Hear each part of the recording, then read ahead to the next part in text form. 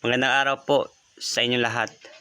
Gusto ko lang po liwanagin sa inyong lahat about sa aking pabahay at sa mga nangyayari ngayon about sa pabahay po na nagrekta sa akin ng aking sponsor at wala pong kinalaman si Jobs TV. Sa usapan namin ng aking sponsor, kami lang po ang nag-uusap. Never ko pong pinahawak kay Jobs TV ang aking messenger. YouTube ko lang po ang hawak niya. Kasi po mahinang signal ko at yun lang po. Pagrekta sa akin ng sponsor ko ay hindi ko po hiniling. Pagkakamali ko lang po ay lit ko pong sinabi sa aking team na hindi ko kalain na ganito pala ang kalalabasan. Manadamay na ibang tao.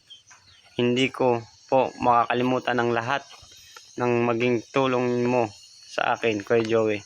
Maraming salamat po. Nagpapasalamat ako ng marami sa lahat-lahat. Ang hiling ko lang po, sana naman po huwag niyong idamay ang isang taong walang kinalaman.